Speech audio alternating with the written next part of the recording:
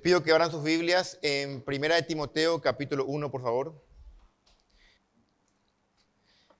Vamos a leer los versículos 18 al 20, pero por cuestiones de tiempo vamos a estudiar solamente del 18 al 19, para dejar el tema más largo, del versículo 20, para el primer domingo, no el primer domingo, el 8 de enero, domingo 8 de enero vamos a estudiar este tema, a vuelta, ¿verdad?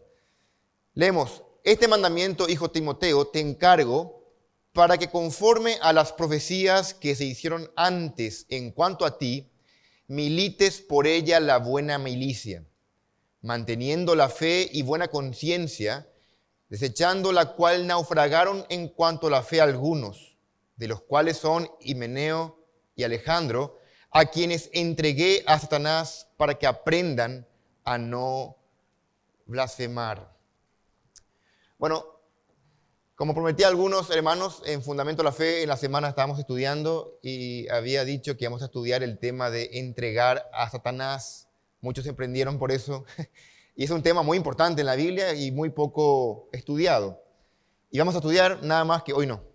Porque habíamos saltado algo olímpicamente.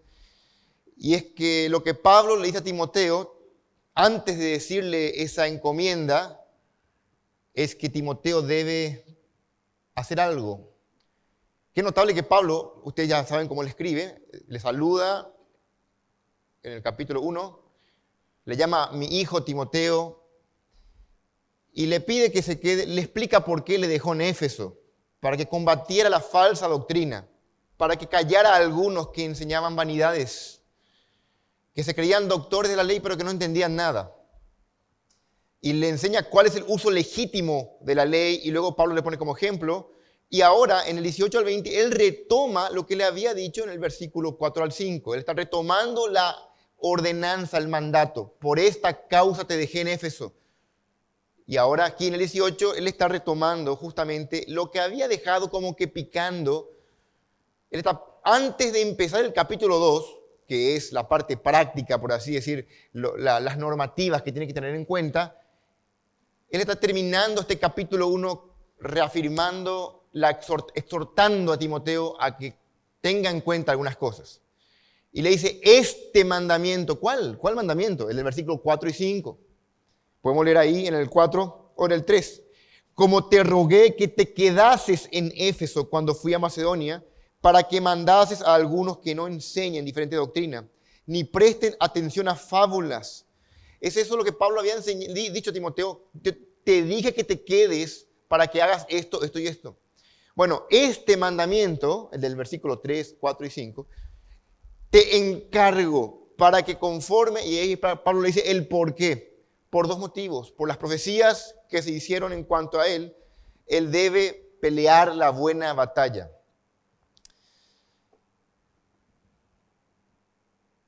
Hermanos, desde que nosotros nos convertimos y gran parte de la predicación evangélica siempre apunta al amor de Dios, siempre apunta al plan de que Dios hizo todas las cosas buenas para que las disfrutemos. ¿No es así? Pero no se escucha mucho, lastimosamente, se escucha mucho de que la vida cristiana es una vida de abundancia. ¿Cierto? Cristo vino para que tengamos vida y para que tengamos una vida en abundancia, una vida plena. Una vida de paz, de amor. Pero la vida cristiana también es, como Pablo aquí le recuerda a Timoteo, una verdadera guerra. La vida cristiana es una lucha tremenda, sin descanso. Vos podés descansar, nosotros descansamos y nos olvidamos constantemente que estamos en una ardua lucha. Y es precisamente cuando nos olvidamos que estamos en una lucha, que pensamos que tenemos vacaciones, es que cedemos, flaqueamos, caemos, nuestra fe no está en el mejor nivel y quizás por eso muchos están flaqueando en su fe. Pablo no quería que le pase a Timoteo y Pablo le está advirtiendo, le está animando, le está exhortando a que él permanezca, que él batalle, que él pelee la lucha. Y lo dice en esta primera carta y en la segunda carta. Tú, pues, Timoteo, en la carta 2, en la segunda Timoteo, sufre penalidades como buen soldado, pelea la buena batalla. Pablo, al final de su vida, cuando Pablo tiene que, noten esto, Antes de morir, ¿qué tiene que decir Pablo? Qué mucho que escribí, qué logros tuve. Pablo lo único que se acuerda es, he peleado la buena batalla. Porque él resume su vida como pelear la buena batalla de la fe. Y es eso lo que tiene esta primera carta, le está diciendo a Timoteo. Hermanos, esta carta es una carta que constituye parte del grupo de cartas que se llaman cartas pastorales. Y la gran importancia de estas cartas es que nos muestran cómo debe conducirse la iglesia. No es que buscar en Google cómo se hace una iglesia. Como quiere Ricardo, como quiere al pastor Alcides, como quiere quién. Esto no es como queremos los hombres. Vos en tu casa como padres, los padres ponen las reglas en la casa. Cada familia tiene reglas distintas. A qué hora comen, a qué hora duermen, cómo deben los niños entrar al baño, cómo deben jugar, etc. El perro, qué hace, qué no hace. Cada familia tiene sus reglas y en sus casas ustedes mandan. O así debería ser. Pero en la casa de Dios, en la iglesia, el que manda es Dios. ¿Y dónde están esas reglas? Pues precisamente en estas cartas. Estas cartas constituyen parte del cuerpo de doctrina que nos ayudan mucho a entender cómo debe conducirse la iglesia. Y estamos nosotros sumamente interesados en entender cómo tratar a la falsa doctrina. ¿Cómo se supone que la iglesia de Dios trata con el error? Bueno, Pablo aquí está describiendo a Timoteo que él debe pelear. Él no puede ser mansito, él no puede ser buenito, él tiene que plantarse, ser firme, callar a los que se oponen, silenciar a los falsos maestros, llamarlos por nombre. Y como vamos a ver el domingo del año que viene, él debe entregar a Satanás. Al diablo tiene que entregar a algunos. Fuertísimo. ¿Y qué significa eso? Vamos a explicarlo. Cuando muchos no ven la vida cristiana como una lucha, la tendencia es que se olvidan porque tienen en mente un sobreénfasis indebido de que la vida cristiana es una vida abundante, linda, próspera, como muchos señalan. Y por eso tienden a magnificar sus pequeños problemitas temporales aquí. Ven mucho el aquí, el ahora, y sus pequeños problemas son motivo de queja. Muchos cristianos quejosos, porque le duele esto, porque tiene aquello, porque el sueldo no le aumentan, etcétera, muchos problemitas. Y no tiene sentido. Es como que un soldado esté en medio de un tiroteo y se esté plagueando porque está sucio su uniforme. No tiene sentido. La forma en que ves la vida cristiana determina si sos un creyente maduro, que estás creciendo, dejando fruto, o uno que está quejándose, estancado. Pablo quería que Timoteo tuviera bien claro el panorama y le dice, hijo Timoteo, yo te encargo esto, que pelees la buena batalla. Una palabra en griego que es una guerra, que pelees la buena guerra. No es algo que dé gusto, es algo inescapable. Te gusta o no, estamos en una guerra. Una guerra de no cualquier índole. Es una guerra espiritual, mi hermano. Pablo mismo era un ejemplo de esto. Él estaba consciente de esta lucha espiritual en su vida y a modo de sumario te puedo responder que Pablo, por ejemplo, en Romanos Pablo dice que él estaba en la lucha espiritual primero contra su carne, contra el viejo hombre que está viciado. Ustedes ya recordarán, en Romanos capítulo 7, Pablo dice que él golpea su cuerpo, Pablo dice que él sufre con ese cuerpo de muerte, miserable de mí. ¿Se acuerdan cuando Pablo dice eso en Romanos 7? Pero también Pablo luchaba no solamente contra su cuerpo, contra el viejo hombre, Pablo luchaba contra el mundo. En Gálatas, por ejemplo, 6:14, Pablo dice, pero lejos esté de mí gloriarme, sino en la cruz de nuestro Señor Jesucristo, por quien el mundo me es crucificado a mí y yo al mundo. Pablo batallaba contra su cuerpo, Pablo veía una batalla contra el mundo, contra este sistema que se opone a Dios, pero en últimas, Pablo entendía que él batallaba contra el enemigo espiritual, contra el príncipe de las huestes celestiales, demoníacas, Satanás. Es más, Dios envió un mensajero de Satanás que le abofetee, dijo en 2 Corintios 12:7. Pablo muchas veces mencionaba que él tenía oposición de parte del diablo mismo para hacer la obra. Por ejemplo, en 1 de Tesalonicenses, Puede abrir si queréis. Primera de Tesalonicenses 2, versículo 17 y 18. Versículo 18. Capítulo 2, versículo 18. Primera de Tesalonicenses 2, 18. Por lo cual quisimos ir a vosotros. Yo, Pablo, ciertamente una y otra vez, pero Satanás nos estorbó. Pablo estaba consciente de esta enorme y ardua lucha espiritual. ¿Y vos?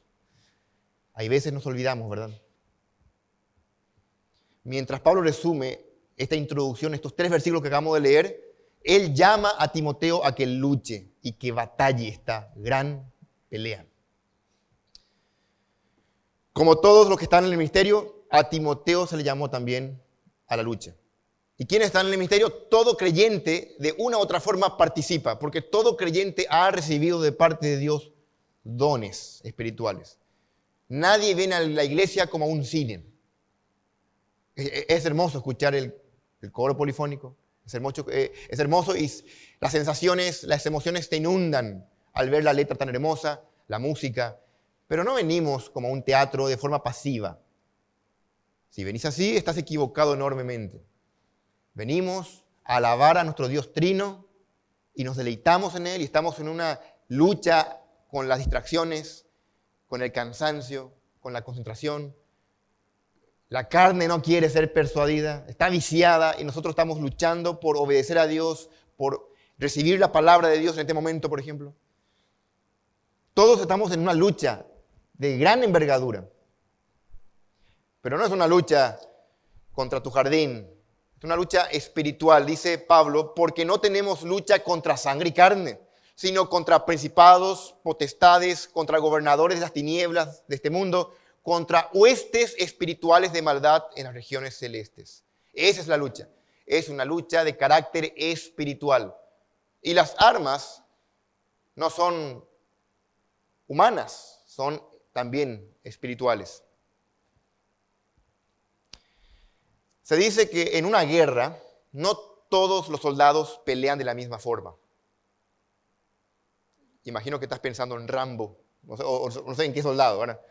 Pero no todos los soldados pelean igual. Y no todos pelean de la misma intensidad, porque se requieren soldados especiales para misiones especiales. Bueno, es precisamente que Timoteo era un soldado especial. Y yo espero que aquí también en este lugar Dios levante soldados especiales para lugares especiales. El punto es que hay una ardua batalla y se requieren hombres de Dios entrenados, preparados, adiestrados, dedicados, disciplinados para pelear esta batalla. Pablo quería, evidentemente, pensando en Timoteo, preparar al joven Timoteo. Timoteo gozaba de un excelente testimonio. Había profecías tocante a él. Vamos a ver enseguida cuáles. ¿Y cómo es eso? Pero Pablo veía a Timoteo como alguien fiel, como alguien que estaba en la misma página que él. Así que le encargó, mientras que Pablo es otra parte, le encargó a Timoteo que cumpla su rol. Timoteo era un soldado especial. Y tenemos mucho que aprender de él. Recuerden que Timoteo estaba con un problema. Tenía muchos falsos pastores, falsos líderes, que estaban enseñando cualquier divague, estaban enseñando historietas en la iglesia, dentro de la iglesia. Y algunos le estaban prestando oído. Así que Timoteo tenía que callarles. Y a los que estaban prestando oído, que no le escuchen. Tenía mucho trabajo por hacer.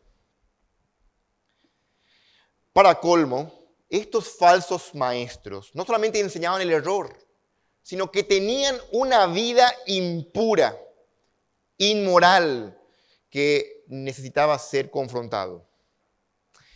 Hermanos, esta mañana para poder apreciar correctamente el tenor de esta lucha espiritual, vamos a retroceder un poco, alejarnos un poco del bosque, a fin de mirar todo el perímetro. Vamos a mirar un poco toda la teología, por lo menos a gran vistazo, de lo que es la guerra espiritual. Esta lucha, dónde empieza, cuándo empezó, cómo es y cómo va a terminar. Tener una perspectiva correcta de esta batalla espiritual va a ayudarnos a comprender correctamente el momento en el que Pablo le dejó esto a Timoteo y cómo nosotros como iglesia tenemos que luchar. El sermón esta mañana se titula, derivado de lo que Pablo le da a Timoteo, el encargo que el creyente tiene de pelear la buena batalla de la fe. Repito, el encargo que el creyente tiene de pelear la buena batalla de la fe. Se nos encarga, se le encargó a Timoteo y nosotros derivar el principio que también tenemos dicho encargo. No pienses que la batalla es para Ricardo, para nosotros los que estamos enfrente. La batalla es de cada creyente. Cada cristiano está en una lucha y vos te des cuenta o no, estás luchando. Ahora, ¿qué debemos saber en cuanto a esta batalla? ¿Qué debemos saber? Vamos a ver 3 puntos. 2 vamos a ver esta mañana y el tercero lo vemos el siguiente día del Señor. En primer lugar, vamos a ver una teología bíblica de la batalla espiritual. Vamos a rastrear desde Génesis esta lucha. Vamos a ver a vuelo de pájaro, pero les adelanto que va a ser el grosso del sermón, eso, y creo que va a ayudar bastante. Una teología bíblica de la batalla espiritual. Y en segundo lugar vamos a ver el cómo debemos pelear esa batalla derivado de este pasaje, como Pablo le indica aquí, que cómo hay que batallar esta pelea. Y en tercer lugar, el siguiente domingo, el 8 de enero, vamos a estudiar el duro trabajo de entregar a Satanás como un juicio a los herejes. El duro trabajo, porque es durísimo, de entregar a Satanás, de entregar al diablo a algunos, como un juicio a los herejes y apóstatas.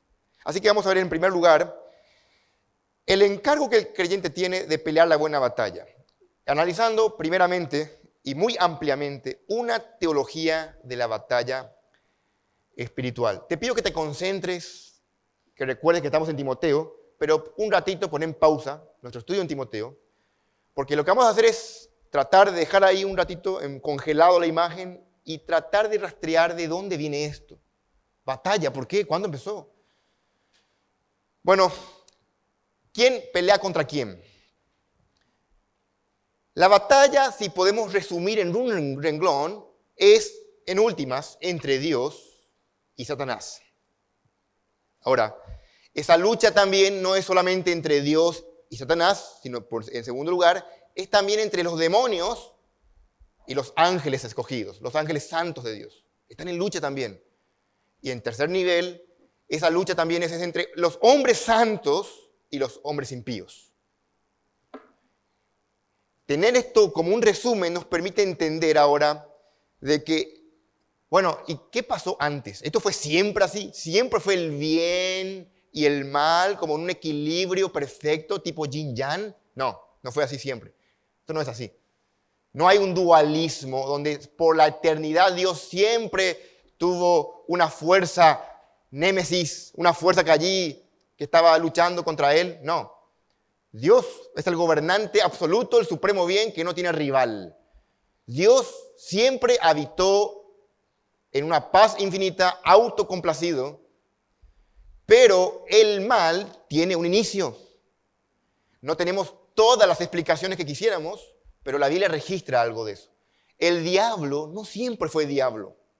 De hecho, el diablo, antes de convertirse en diablo, era un querubín, un ángel santo, estando en la presencia inmediata de Dios. Y nosotros podemos leer eso. Enseguida vamos a leer un versículo acerca de eso. Pero la evidencia de que no siempre existió el mal es que cuando Dios creó todas las cosas, en Génesis capítulo 1, versículo 31, dice, y vio Dios todo lo que había hecho, ¿y qué era? Era bueno en gran manera. Dios creó todas las cosas buenas. No había nada malo, no había diablo, no había tentación, no había pecado, no había nada. Dios creó todo bueno. En algún momento, que no sabemos cuándo, entre Génesis 2 y Génesis 3, Satanás cae. Satanás se convierte en diablo. Quiero que abran sus Biblias, por favor, en este libro, en Ezequiel. Ezequiel capítulo 28. Vamos a leer algunos versículos de cómo empezó todo. Estamos estudiando dónde empieza la lucha espiritual, la batalla espiritual. Ezequiel 28, vamos a leer del versículo 11 al 19.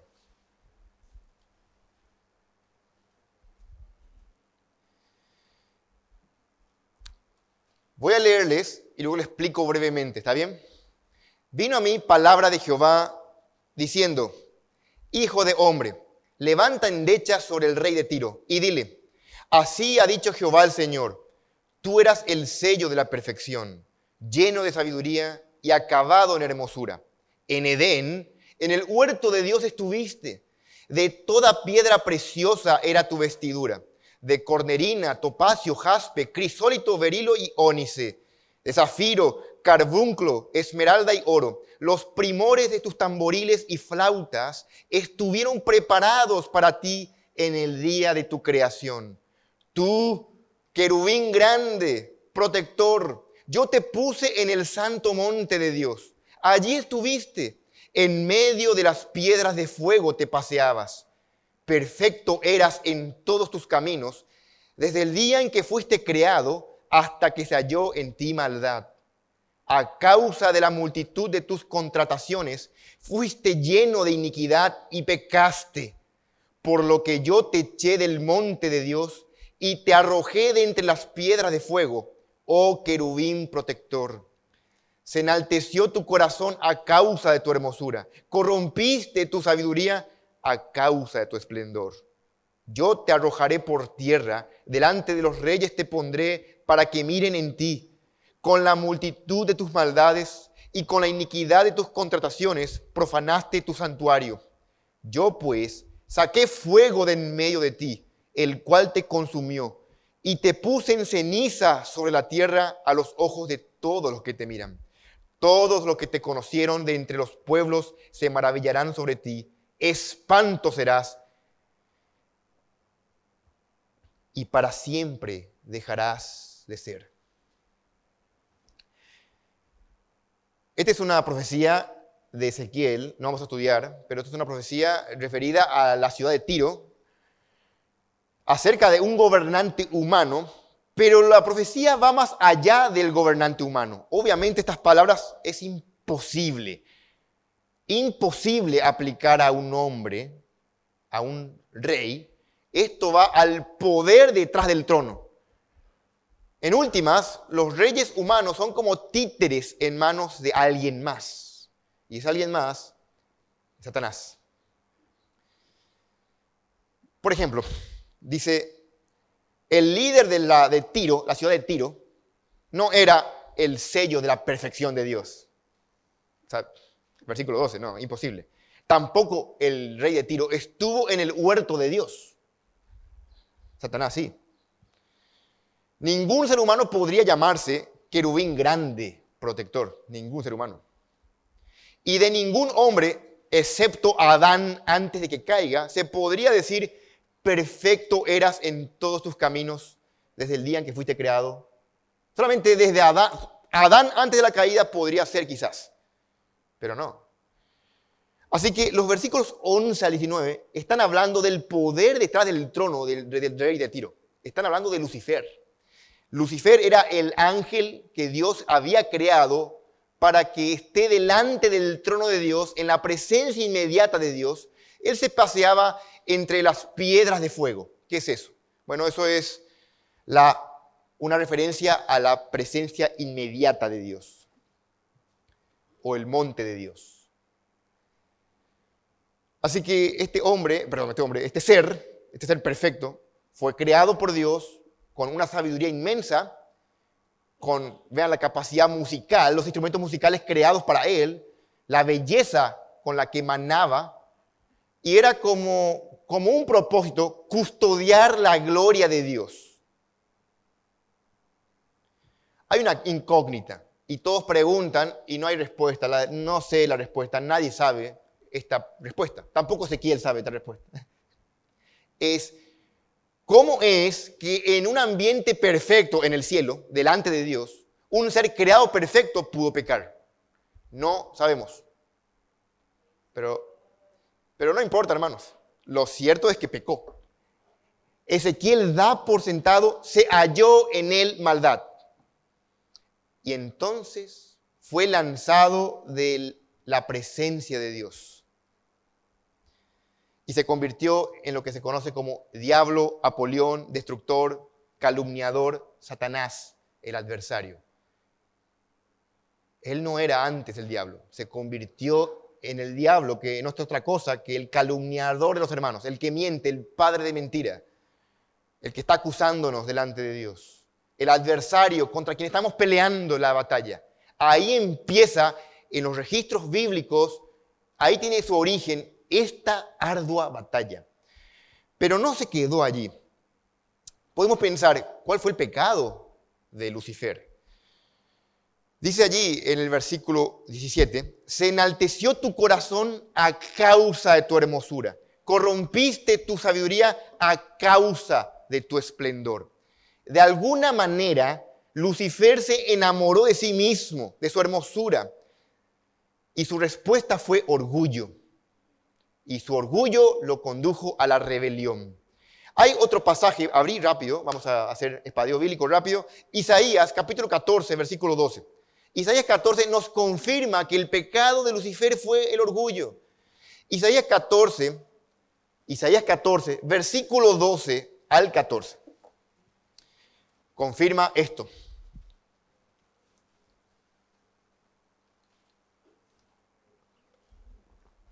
¿Cómo caíste del cielo, oh lucero, a Lucifer, hijo de la mañana? Cortado fuiste por tierra, tú que debilitabas a las naciones. Tú que vean esto, eso que decías, tú que decías en tu corazón lo que él pensaba, subiré al cielo, en lo alto, junto a las estrellas de Dios levantaré mi trono, y en el monte del testimonio me sentaré, a los lados del norte, sobre las alturas de las nubes subiré, y seré semejante al Altísimo. Ahí está, este fue su pecado. Él pensaba esto fue la vana gloria que llenó su corazón. Este fue el orgullo que propició su caída. En el Nuevo Testamento, cuando Jesús estaba hablando, se acordó de repente del diablo y él dice, citando este versículo, no hace falta que abran, pero toma nota, en Lucas 10, Cristo dice, yo veía a Satanás caer del cielo como un rayo. Aquí, ¿cómo caíste del cielo, oh lucero? Dice Isaías. Y Cristo citando dice, yo veía, sí, yo vi a Satanás caer como un rayo. Probablemente esto fue antes de Génesis 3. No sabemos en qué momento exacto, porque cuando Dios creó todo era bueno. Así que cuando Adán y Eva están paseándose en el huerto, aparece la serpiente a tentarle. O sea, eso ya fue después de la caída. Así que evidentemente fue entre Génesis 2 y Génesis 3, en un lapso de tiempo que no tenemos.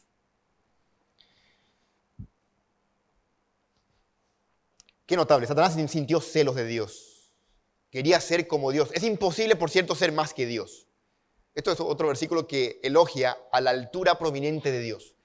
Vean, ni siquiera Satanás pensando logró osar ser más que Dios. Eso es imposible, porque Dios es el supremo, bien, el punto más alto. Satanás no dijo, voy a ser más que Dios. No, él dijo, seré semejante a Dios. Piensen en eso. Y ese fue su pecado. Notable que ese mismo pecado estuvo presente también, no sé de qué forma, en el corazón de otros millares de ángeles. En Apocalipsis, yo les leo, Apocalipsis 12:3, Satanás no solamente pensó eso, sino que de alguna forma hizo contrataciones, hizo levantar una rebelión con un tercio del cielo. Dice en Apocalipsis 12:3 al 4, también apareció otra señal en el cielo. He aquí un gran dragón escarlata que tenía 7 cabezas y 10 cuernos, y en sus cabezas 7 diademas, y su cola arrastraba la tercera parte de las estrellas del cielo, y las arrojó sobre la tierra.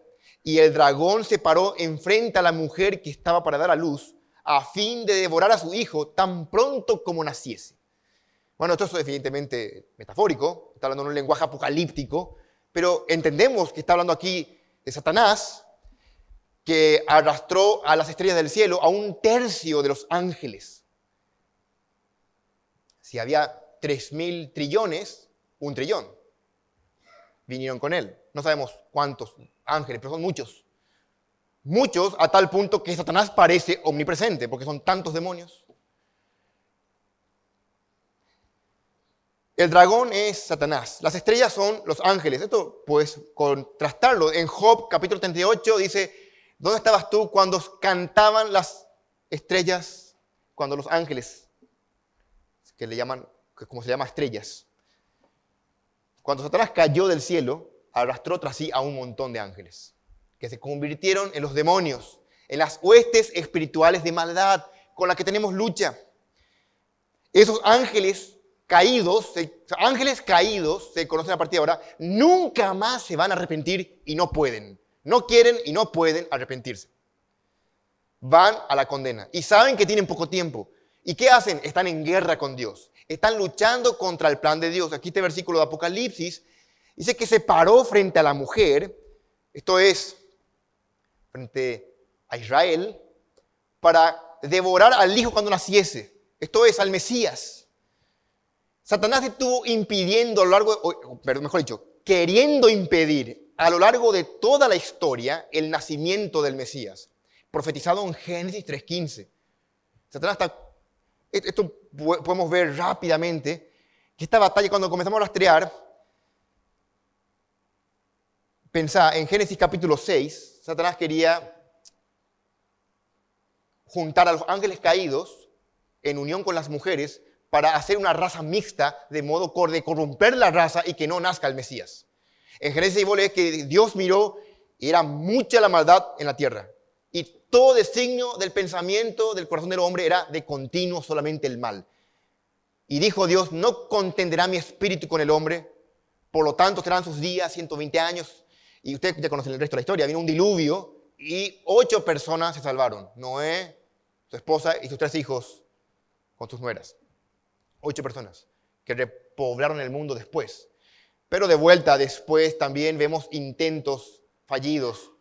Faraón queriendo matar a todos los judíos, a los niñitos.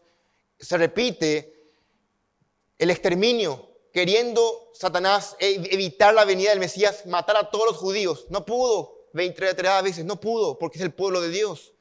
Y vemos aquí a Satanás en el libro de Esther, usando a este hombre, no me acuerdo su nombre, queriendo matar al pueblo, y Dios usando a Mardoqueo y a Esther.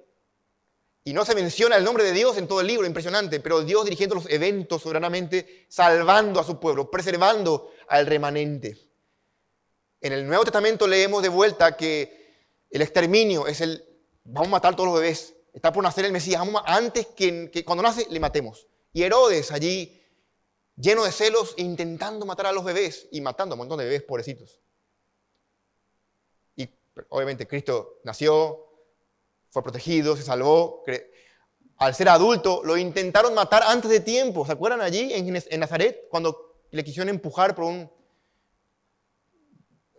precipicio, ¿verdad? Y Cristo no es su tiempo, así que él, no sé, de alguna forma escapa de allí, sale de allí y no lo pueden matar. Pero querían matarle. Satanás estaba detrás constantemente contra el Hijo.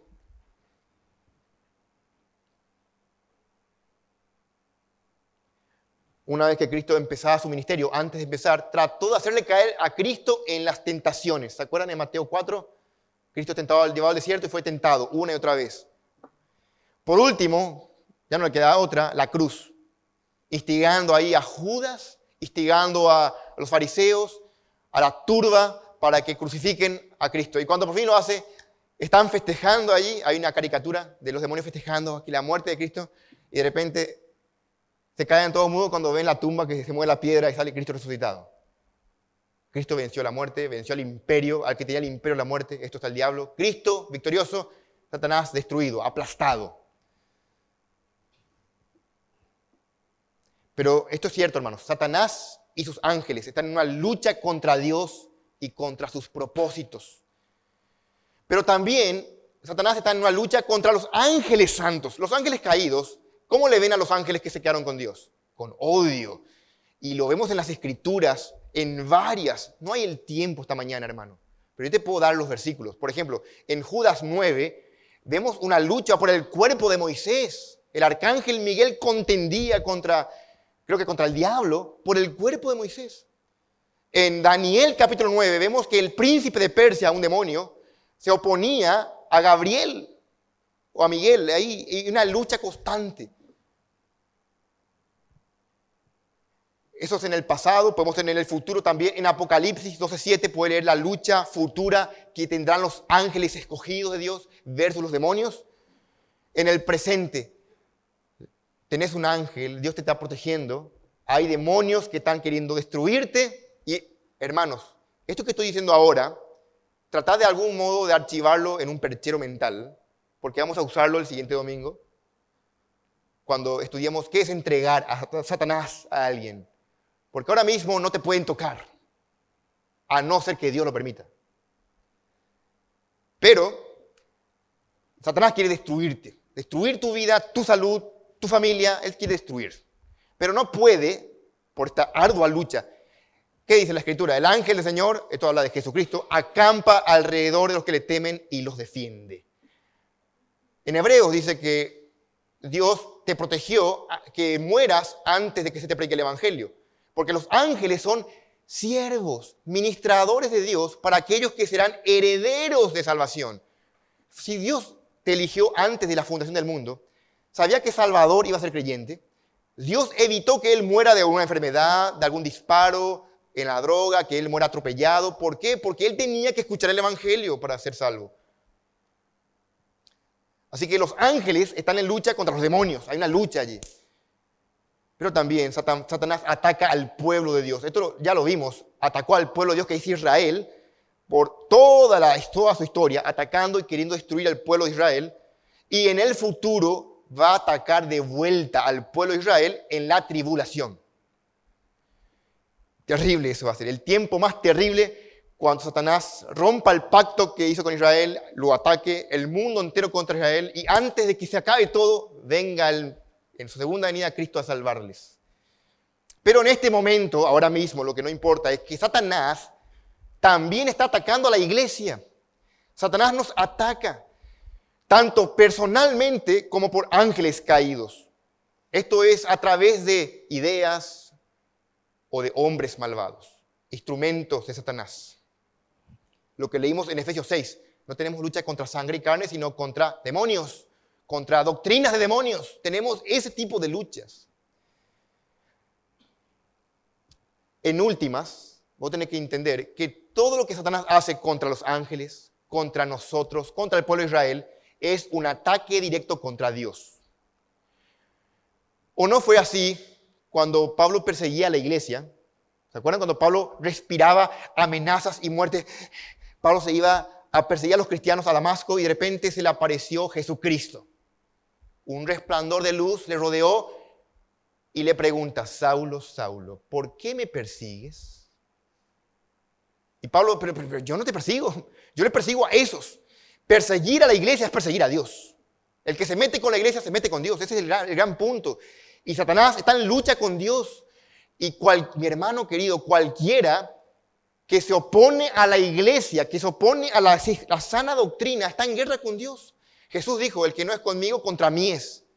Y el que no es conmigo, desparrama. No ser con Cristo es gravísimo, es estar contra Él. No hay un punto neutral, porque estamos en una guerra. No existe árbitro. Bueno, yo no estoy en guerra. Estamos todos en guerra, de un bando o de otro. La inacción es una torpeza, porque estamos en trinchera, estamos en guerra, te des cuenta o no. Por lo tanto, hagamos que esta batalla sea un reflejo fiel de Dios y que traiga gloria a su nombre. Y Pablo quería eso de Timoteo. Pablo quería que Timoteo sufra como buen soldado de Jesucristo las penalidades. Sufre penalidades. ¿Cómo qué? Como un soldado, no como un buen soldado. Si hemos de ser victoriosos, hermanos, debemos comprender cómo es que Satanás ataca. Y voy a ir bajando, aterrizando a tierra, antes de entrar al pasaje, voy a ir aterrizando a tierra algunos puntos de cómo es que Satanás ataca a la iglesia. Comprender esto, escuchen, va a ayudarnos, así como Pablo dijo. Pablo dice: no ignoramos sus maquinaciones. Él dijo eso, yo no sé, yo puedo decir eso. Ojalá pudiéramos decir como iglesia bíblica que nosotros no ignoramos sus maquinaciones. No estamos ignorantes, no estamos dormidos en cuanto a lo que Satanás está haciendo. El primer punto, en primer lugar, Satanás ataca a la iglesia ¿cómo? Escucha esto, Satanás ataca a la iglesia cegando la mente de los incrédulos al evangelio. Dice, yo les leo, pero toma nota, 2 Corintios 4, 3 al 4 dice, pero si nuestro evangelio está encubierto, entre los que se pierden está encubierto, en los cuales el Dios de este siglo cegó el entendimiento de los incrédulos para que no le resplandezca la luz del evangelio de la gloria de Cristo, el cual es la imagen de Dios. Satanás está trabajando arduamente y en primer lugar, ¿cuál es su primer arma? Escúchame bien, hermano, que te gusta evangelizar y que no te gusta evangelizar. Satanás está trabajando en aras de que no escuchen el evangelio. Satanás está cegando. Si no entiende el evangelio, tened compasión. Ese es el ataque del diablo. Y eso debería motivarnos a prepararnos, a orar, pedirle a Dios que abra los ojos. No somos nosotros, es Dios quien abre los ojos del entendimiento. Satanás ha cegado el entendimiento. Por eso que la gente cree que tiene que irse al cielo con obras. Y si vos estás creyendo eso, estás perdido. Satanás provee de ignorancia. El orgullo, la concupiscencia, las religiones falsas se constituyen en el arma brutal para cegar el entendimiento. ¿Se acuerdan Romanos 3? No hay quien entienda, no hay quien busque a Dios. No entienden porque están ciegos. En segundo lugar, Satanás también ataca a la iglesia al intentar abrumar a los que ya creen y lesionar la confianza que tienen en Dios. Satanás pretende que vos no confíes y no dependas de Dios. Así que él intenta abrumarte, avasallarte con una metralleta de ideas falsas, de temores, de dudas. ¿Dónde lo vemos esto? Por ejemplo, yo les leo Lucas 22, 31. Simón, Pedro, Señor, yo nunca te voy a negar, le dice. Y Cristo le dice, Simón, vos no sabes, Simón, Satanás ha pedido para sandarearos como a trigo. Satanás ya me pidió por vos, para sandarearte, todo mal, para sacudirte. Satanás deseaba destruir la fe de Pedro para evitar que Pedro sea útil. Ciertamente no hay quien pueda separarnos del amor de Dios. La salvación no se pierde. Nadie puede quitarte eso. Pero Satanás puede impedir que seas útil a Dios. Si vos sos el técnico del equipo contrario, vos no podés impedir que juegue Messi, pero puede enviar a uno que le reviente el tobillo, ¿verdad? Andás que inutilizarle al tipo, que no juegue más. Bueno, Satanás está pensando así. Satanás quiere inutilizarte. Así que, ¿cómo? ¿Cómo se inutiliza un creyente? Cuando no confía en Dios. Cuando se vuelve ansioso. Por eso es que años más tarde Pedro escribe en su carta, en 1 de Pedro 5:8, Pedro dice, hermanos, sed sobrios y velad, porque vuestro adversario el diablo, como león rugiente, anda alrededor buscando a quien devorar. Pedro sabía bien esto. Al cual, él dice que tenemos que resistir firmes en la fe. Se resiste al diablo con la fe, en la confianza en Dios. En tercer lugar, ya vimos que el diablo ataca a la iglesia cegando el entendimiento de los incrédulos, ataca avasallando la mente de los nuevos creyentes en su confianza en Dios. En tercer lugar, ataca a la iglesia, esto es terrible, atacando los matrimonios. La unidad familiar es atacada y es la unidad que compone al cuerpo de Cristo, la iglesia. Es notable que cuando Pablo escribe su carta a los Corintios, en el capítulo 7, hablando de los matrimonios, del divorcio, noten este versículo, cuando habla acerca de cómo deben ser en el matrimonio, dice Pablo, a los maridos y a las esposas, a que no se priven el uno del otro de las relaciones sexuales. Y luego dice el propósito, ¿para qué? Dice él, no os neguéis el uno al otro, a no ser por algún tiempo de mutuo consentimiento, dice Pablo, para ocuparos sosegadamente en oración. Pero luego volved a juntaros en uno, ¿para qué? Dice aquí, para que no os tiente Satanás a causa de vuestra incontinencia. Estamos en una lucha tan ardua que es tan real que aún en los matrimonios corren peligro. Son el blanco principal, bueno, no principal, pero sí un blanco de Satanás, los matrimonios. Para que una iglesia sea fuerte y sólida, necesita matrimonios fuertes y sólidos, saludables. Satanás ataca los matrimonios. En cuarto lugar, Satanás no solamente ataca a los incrédulos, la confianza que tienen en Dios, ataca a los matrimonios. En cuarto, Satanás ataca a los líderes de la iglesia. ¿Qué forma de fulminar una iglesia cuando inutilizas a sus líderes?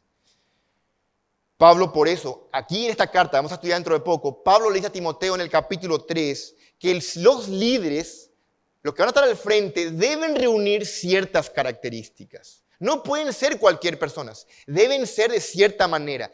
¿Para qué? Para que no caigan en descrédito y lazo del diablo. No un neófito, tiene que ser alguien probado, tiene que ser alguien que tenga cierto carácter para que no caiga en descrédito y lazo del diablo. No hay otros a quien Satanás tanto quiera destruir como a los que están enfrente. Porque si destruye a uno que está enfrente, está lastimando a otros, a muchos. Cuando se destruye un pastor, se dispersan las ovejas. Y eso es un logro inmenso para Satanás. Por último, Satanás ataca a la iglesia a través de las falsas doctrinas, de los falsos maestros, de los sistemas religiosos falsos. El cristianismo liberal, las sectas, las religiones del mundo humanistas son constantes amenazas a la fe bíblica. ¿Te des cuenta o no?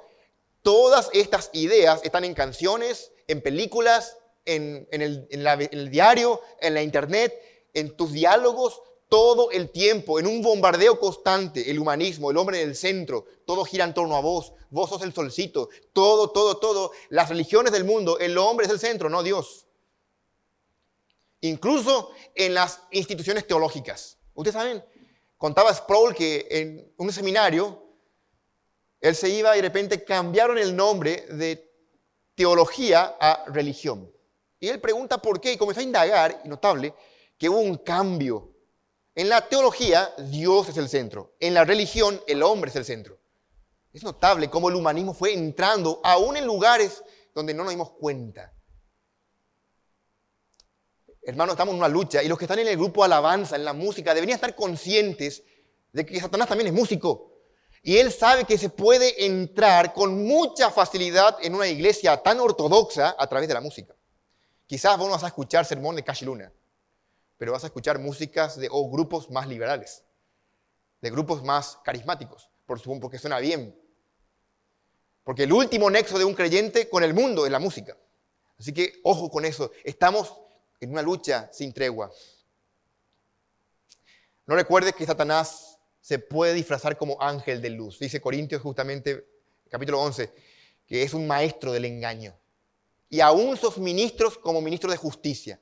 Porque hay falsos maestros. Y de hecho, ese era el trabajo de Timoteo, quitar la máscara a estos falsos maestros. En Hechos 20, Pablo había advertido a los creyentes de Éfeso que de entre ellos se levantarían los lobos rapaces. Yo les leo, en Hechos 20, 28 dice, porque yo sé que después de mi partida entrarán en medio de vosotros lobos rapaces que no perdonarán al rebaño. Y de vosotros mismos se levantarán hombres que hablen cosas perversas para arrastrar tras sí a los discípulos. Hermanos, la iglesia todo el tiempo está soportando un bombardeo de ideas. No sé si te enteraste, pero el gobierno está, y no nos dimos cuenta, hablando con Ricardo, mira un poco esto. ABC Colorna contó que hay un proyecto de ley que ahora nos impide la reconversión. O sea, esto es, que yo le convenza a un homosexual a que él vuelva a ser no homosexual. Esto va a ser delito. No sé si ya se firmó o no, pero miren, estamos en esto, constantes ataques. ¿O estás dormido de esta realidad? Ahora preguntamos, en 1 Timoteo 4.1, abrí 1 Timoteo 4.1, Pablo le dice a Timoteo, Pero el Espíritu dice claramente que en los posteros tiempos algunos apostatarán de la fe. ¿Por qué? Escuchando espíritus engañadores y a doctrinas de demonios. Satanás atacando. Satanás va a atacar y está atacando y va a atacar también mañana y pasado y el año que viene con mucha violencia, como con doctrinas de demonios, espíritus engañadores. Tenemos que estar preparados. ¿Cómo? Abrí tu Biblia en 2 Corintios 10. 2 Corintios 10, versículo 4. 2 Corintios 10. 2 Corintios 10, 4 al 5 dice: porque las armas de nuestra milicia no son carnales, sino poderosas en Dios para la destrucción de fortalezas, derribando argumentos y toda altivez que se levanta contra el conocimiento de Dios y llevando cautivo todo pensamiento a la obediencia a Cristo. Noten, tenemos armas, pero no son armas humanas, no son armas materiales, físicas, son armas espirituales. ¿Y qué mejor arma que la palabra de Dios? Creyentes entrenados en la palabra. No estamos hablando aquí de músculos físicos, estamos aquí hablando de músculos espirituales. Creyentes que conocen las Escrituras, firmemente arraigados, que cuando el diablo venga a sofocar su fe en Cristo, él se mantenga firme, recuerde las promesas de Dios, batalle, pelee la buena batalla. Esté luchando contra el enemigo con la palabra de Dios, resistiendo. Cuando Cristo fue tentado en el desierto, Satanás le tentó con la palabra, quitando versículos fuera de contexto. ¿Y Cristo cómo respondió? Con la palabra, versículos correctamente citados. La pregunta es si estamos preparados para tal batalla. Tenemos que estarlo, porque las armas no son carnales, son armas poderosas en Dios.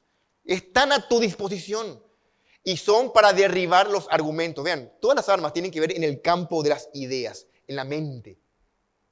Derribar argumentos, ideas que se levantan contra Dios. Y tenemos que estar con discernimiento constantemente.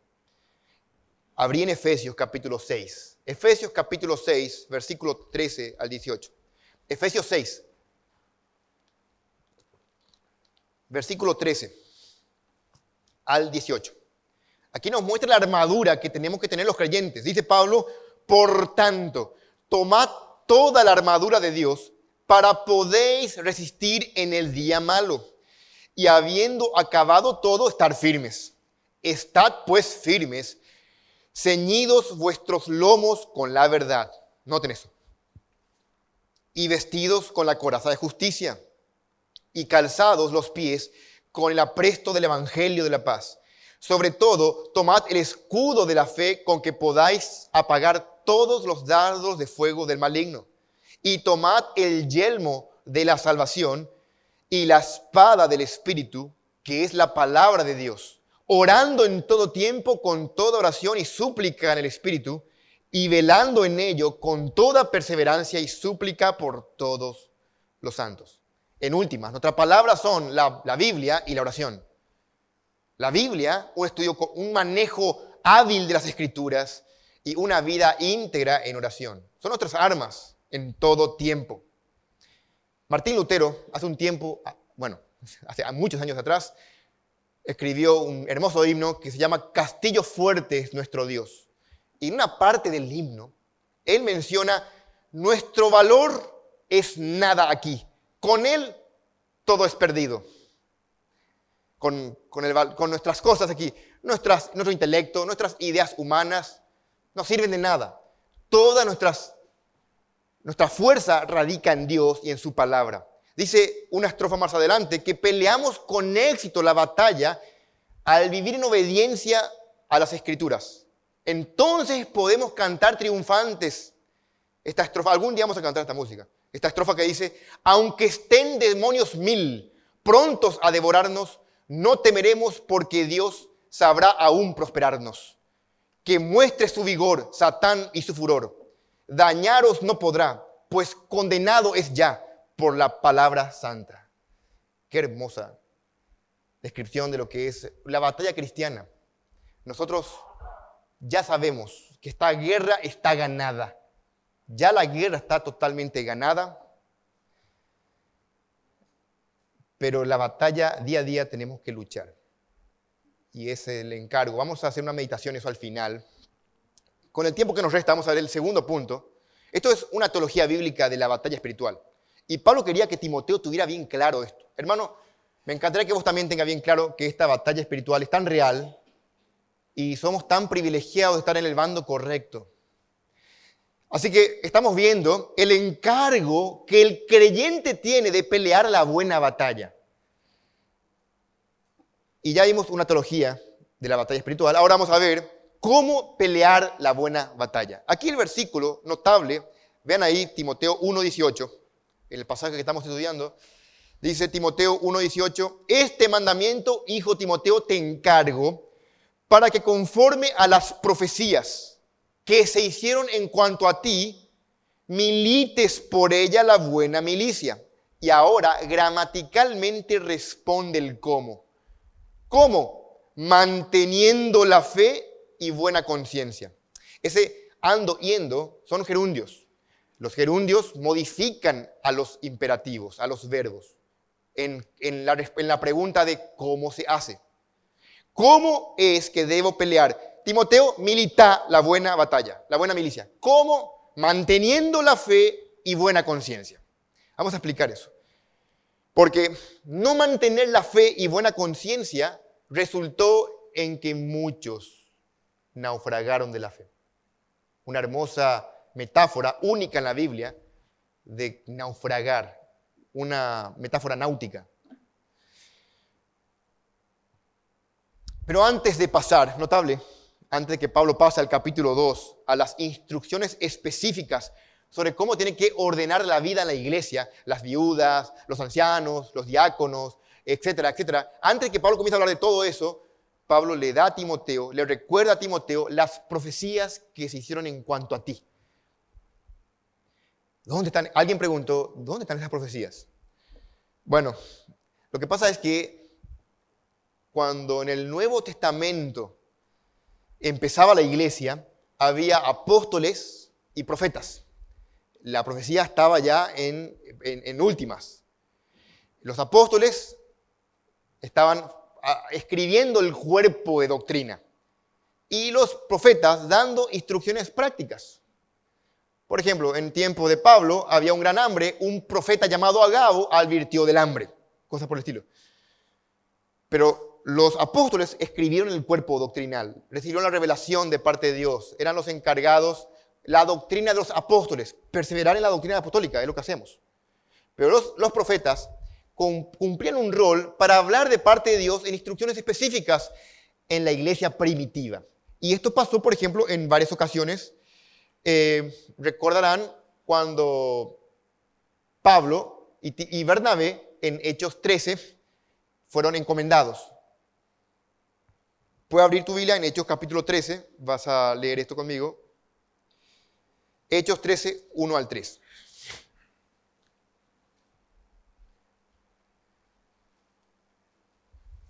Estas profecías se hicieron en cuanto a Pablo y Bernabé, por ejemplo. Había entonces en la iglesia que estaba en Antioquía, vean esto, profetas y maestros. Bernabé, Simón, el que se llama Níger, Lucio de Cirene, Manaén, el que se había criado junto a Herodes el tetrarca, y Saulo, ministrando estos al Señor y ayunando, dijo el Espíritu Santo, apartadme a Bernabé y a Saulo para la obra que los he llamado. ¿A quién le dijo eso el Espíritu Santo? A los profetas. Así que los profetas dijeron, el Señor ha dicho que le apartemos a Bernabé y a Saulo. Algo así pasó con Timoteo. Abrí en Hechos 16. En Hechos 16, no se registra allí, pero podemos leer Hechos 16, 1. Hechos 16, 1 y 2. Dice Hechos 16. Después llegó a Derbe y a Listra. Y he aquí, había allí cierto discípulo llamado Timoteo, hijo de una mujer judía creyente, pero de padre griego. Y daban buen testimonio de él los hermanos que estaban en Listra y en Iconio. Vean, los hermanos en Listra y en Iconio daban, este hombre es llamado, este hombre es excelente. Y Pablo le agarra a Timoteo y le adopta y le lleva con él y le hace su hijo amado, su discípulo. Así que lo que Pablo hace con Timoteo es recordarle primeramente las profecías que se hicieron en cuanto a él. Profetas ya dijeron, Timoteo, que Dios te llamó como un soldado especial para una obra especial. Así como a mí y a Bernabé nos llamaron, a vos también te llamaron. Es lo que Pablo está diciéndole, las profecías que se hicieron en cuanto a ti. Pablo hace apelación a que Timoteo conocía de esas profecías. No están registradas en la Biblia, pero entendemos a qué se refiere. Lo llamativo es que también se hicieron por imposición de las manos del presbiterio. Esto significa el símbolo, cuando se encomienda a un anciano o diácono, se le impone las manos como una señal bíblica, hermosa, impresionante, de autoridad. Aquí Timoteo recordaba eso. Este recordatorio tenía que a Timoteo armarle de valor, porque lo que se venía era grande, era pelear la batalla. Si vas a pelear la batalla, querés tener la convicción de que vas a salir victorioso. Y Pablo dice que sí, pero tenía que hacerlo. Pablo exhorta, pelea a Timoteo la buena batalla. Y esto no venía solamente de mi ánimo, viene Timoteo de lo que Dios quiere. Tu jefe no es... ¿Saben? Llamativo es que Pablo dice, mira Timoteo, no te lo pido yo, te lo dice Dios. Es más, en toda la carta de primera y segunda van a ver, te encarezco delante de Dios y el Señor Jesucristo. Te encarezco delante, todo el tiempo Pablo encarece delante de Dios y del Señor Jesucristo y sus ángeles escogidos que pelees la batalla, que predique la palabra. Timoteo, que guarda una buena conciencia. Todo el tiempo, esto es de parte de Dios. Vas a rendir cuenta delante de Dios, no a mí. Esto es un encargo solemne, Timoteo. Nosotros podemos derivar un principio de allí y pensar en pos de nosotros. Nosotros no hacemos para que los pastores, los líderes, mira porque bueno, este hermano lee su Biblia, qué bueno. Nosotros hacemos para Dios, para agradar a Dios y no a los hombres. O debería ser así, ¿verdad? Ahora, ¿cómo se hace en la actualidad? Si ya no hay profetas que digan, Juan Ángel va a ser pastor. ¿Cómo es entonces que nosotros sabemos? Bueno, justamente este hermoso libro, en Timoteo, está la forma. Y Dios ha sustituido el llamado ministerial, ya no es a través de profetas, sino ahora es a través de, según aquí Timoteo, de un deseo, ya no por una revelación, sino de un deseo. El que anhela obispado, buena obra desea, y luego da el deseo junto con requisitos que deben cumplirse, y la iglesia confirmando el deseo y los requisitos. Interesante, muy hermoso. Vamos a estudiarlo en su momento. La iglesia va a observar la vida, el servicio, para confirmar el testimonio, como lo hizo con Timoteo, y el llamado de Dios de un hombre al ministerio. Esa confirmación por la iglesia nos debe mantener en la lucha, aun cuando el combate sea más duro, y cuando ya no den ganas, y cuando estés cansado. Los que están en primera línea se agotan, hermanos. Hay varias líneas de batalla. Los que están en la retaguardia, los que tiran flechas, los que están ahí peleando. Los que están en primera línea son los que más se agotan. Necesitan tus oraciones, relevo, pero siempre estar en la lucha, sin descanso. Hablando aquí de la palabra pelea la buena milicia, milicia se refiere a una guerra, no solamente a una peleita, es una guerra. La guerra dura mucho. Hermano, la guerra es hasta la muerte. No es temporal, no hay vacaciones. Satanás quiere trastornar la sana doctrina todo el tiempo. Y el verbo aquí indica que Timoteo debía pelear de forma constante, no una vez, sino seguir peleando, sin descanso, con persistencia. Y la forma en que tenemos, y esto todos nosotros, es la forma de cada pelea es manteniendo la buena conciencia, manteniendo la fe y buena conciencia. Cuando dice mantener la fe, se refiere al grupo de doctrina, a la verdad de Dios. Es imposible pelear la verdad sin la verdad. Es imposible que vos batalles el error si no conoces la verdad. Hay que conocer la verdad, el Evangelio. Muchos claudican el Evangelio porque no conocen bien el Evangelio. Hay que conocer bien la palabra de Dios. Y eso es manteniendo este depósito. Pablo le transmitió este depósito de la verdad, la doctrina a Timoteo, y Timoteo la transmitió y así. Y nosotros tenemos aquí eso, hermanos, este tesoro hermoso, la palabra de Dios, la verdad de Dios. La iglesia es columna y baluarte de la verdad. Nosotros tenemos que mantener la verdad si estamos en lucha. Pero por lindo que suene, no es suficiente. No es suficiente mantener una buena doctrina, sino también una buena conciencia. Y esto significa una vida pura, un testimonio ejemplar. Timoteo, a diferencia de los falsos maestros, tenía que tener una conducta en la cual su conciencia no le acusara. Normalmente la conciencia no le acusa a un creyente, normalmente. La conciencia está puesta por Dios para mantenernos en batalla y para alertarnos cuando estamos saliendo de la batalla. Cuando estamos pecando, cuando estamos portándonos mal, la conciencia nos trae culpa, remordimiento, tristeza, quebranto. Pero normalmente la conciencia está puesta allí para que nosotros estemos obedientes a Dios y tranquilos, bastante tranquilos.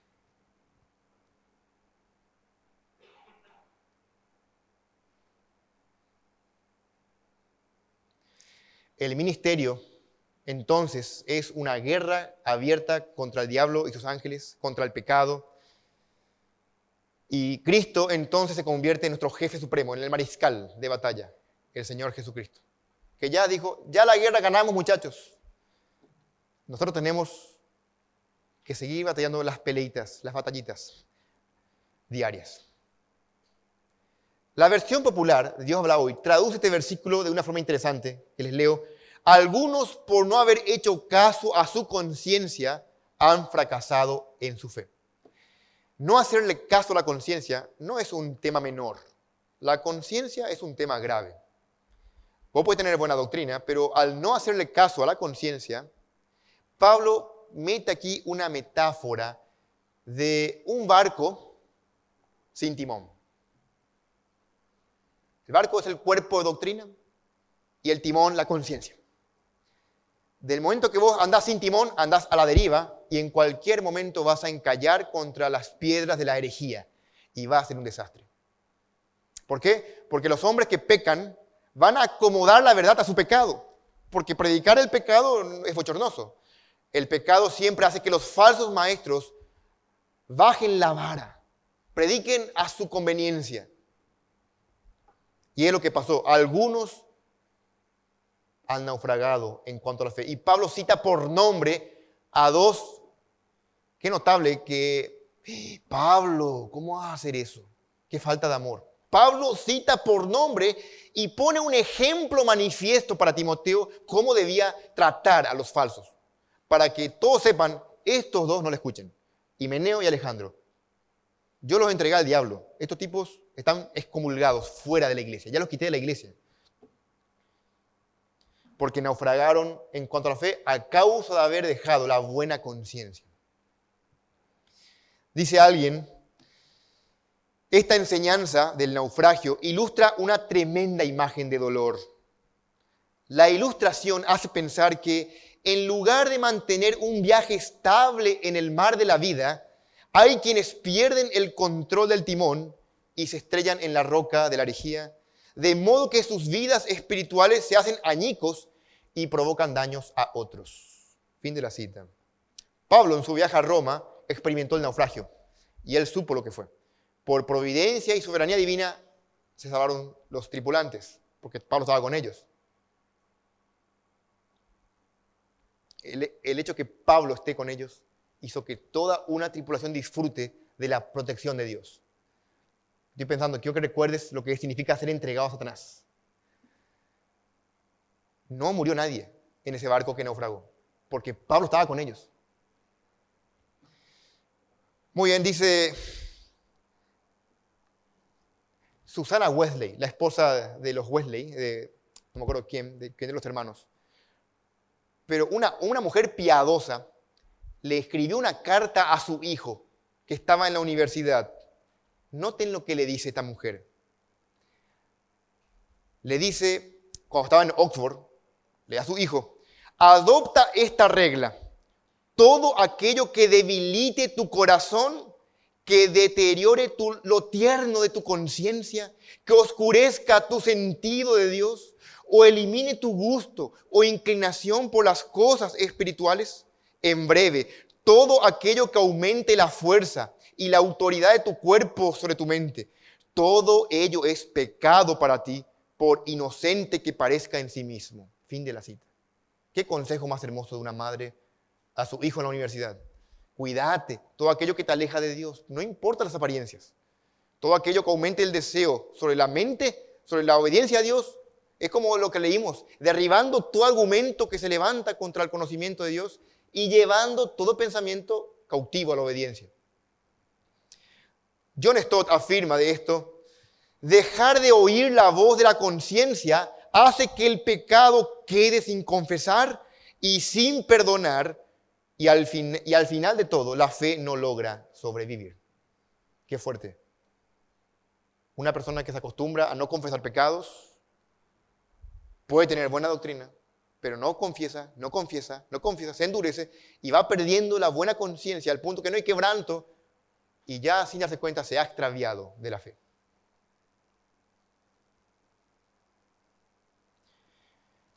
Ve ahí, capítulo 1, versículo 5. Pablo no es la primera vez que vincula la buena doctrina, la fe, con la conciencia. Vean ahí, versículo 1 al 5 de Timoteo.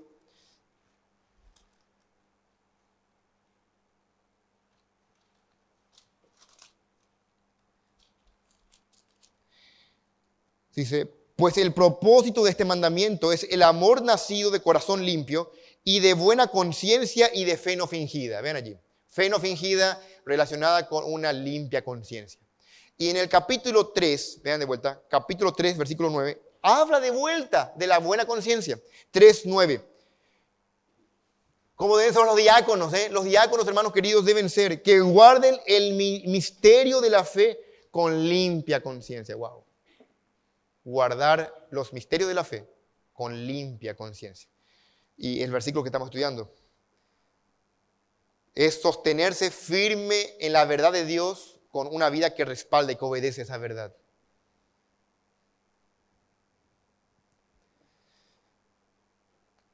Noten el contraste, si no notaron, que Timoteo es nombrado, amado hijo Timoteo, las profecías que toda la iglesia conoce en cuanto a vos, que vos sos esto, y luego Pablo nombra a los herejes y que hacen esto. Hay un claro contraste en que Timoteo sí es fiel y estos hombres no son fieles. En que Timoteo es un soldado especial de Dios y que estos hombres son entregados al diablo. Hay un contraste evidente aquí. Timoteo, vos tenés que permanecer firme en la palabra de Dios, con la buena conciencia, nutrirse con ella, predicar la palabra, porque estos hombres hicieron todo lo opuesto.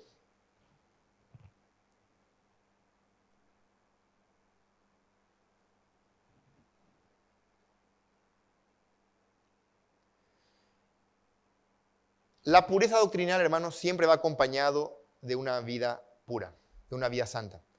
Y las herejías, normalmente, a analizar la vida de los herejes, están en un desastre moral, siempre. Hay un vínculo inseparable entre la verdad y la moralidad, entre la creencia correcta y la conducta correcta. Pensar mal es vivir mal, pensar bien es vivir bien. Hay una correcta relación, no hay nada híbrido allí. Por consiguiente, el error teológico tiene su raíz en lo moral y no solamente en lo intelectual. Vos estás pensando, bueno, pues yo estoy convencido de la verdad. Sí, pero lo intelectual no juega un papel tan importante como lo moral en el error teológico. Cuidado con eso. Por eso no es de sorpresa que Pablo le diga a Timoteo en el capítulo 4, Timoteo capítulo 4, noten, al entender esto, qué importante este consejo que Pablo le diga a Timoteo: ten cuidado de ti mismo y de la doctrina. Vean, primero de vos y después de la doctrina. Ten cuidado de ti mismo y la doctrina. Persiste en ello, pues haciendo esto te salvarás a ti mismo y a los que te oyeren. Timoteo debía guardar como buen soldado de Jesucristo la sana doctrina y también guardarse a él. Y van a ver que en Timoteo la palabra piedad aparece muchísimo. El misterio de la piedad, wow, ser piadoso. Hermanos, el tiempo se nos fue. Hay una guerra espiritual. Quiero hacer una conclusión. Hay una guerra. Y quiero graficar esto con una ilustración que vos conocés. Y es hermoso porque la Biblia nos provee de muchas ilustraciones. Y esto es el Antiguo Testamento, en el libro de Jueces. Josué. Dios le dio a Israel la tierra prometida. Y Dios le dice, esta tierra es de ustedes. Y tuvieron la batalla principal, ganaron. Pero luego tenía la repartija. Otras de acá, otras de allá. Y a cada tribu le correspondía hacer su batalla para poseerla completamente. Y es allí donde el pueblo fracasa. No porque Dios olvidó de ellos, no porque Dios incumplió su promesa. Y al ver, vas a ver qué tonto que son, decimos, ¿verdad? ¿Cómo no que van a confiar en Dios? Y así es, hermanos. Y así nos pasa a nosotros. Ya la guerra está ganada. Ya nosotros, el mariscal ha dicho, ha conquistado el imperio de la muerte. Ya nosotros no tenemos por qué temer ni siquiera la muerte. Pero a pesar de todo, nuestras luchas diarias tenemos fracasos. Tenemos días en que perdemos, ¿verdad? Quiero que el sermón de esta mañana nos ayude a pensar en que hay un encargo de pelear la buena batalla, como también a Timoteo. Dios bendiga su palabra en nuestros corazones y nos quebrante profundamente, para que podamos pelear con la verdad de Dios, manteniendo la fe y también una buena conciencia. Amén. Oramos. Padre amado, muchas gracias por tu palabra, Señor. Te pedimos que nos quebrantes, nos perdones, Señor, los pecados que tenemos, porque somos falentes. Entendemos que por tu gracia, Señor, somos aceptos. Solamente por tu gracia, porque no hay nada digno en nosotros. Danos el valor, así como le diste a Timoteo, un espíritu no de cobardía, sino de poder, para poder luchar, Señor, esta lucha, animarnos unos a otros, porque está volviéndose cada día más feroz. Y entendemos, Señor, que tú usas esta guerra para purificar tu iglesia. La persecución ha demostrado a lo largo de la historia que ha depurado a los falsos. Queremos ser hallados fieles, Señor. Queremos ser una iglesia que plante y se pare en tu verdad con una limpia conciencia. Gracias por tu palabra en Cristo Jesús. Amén.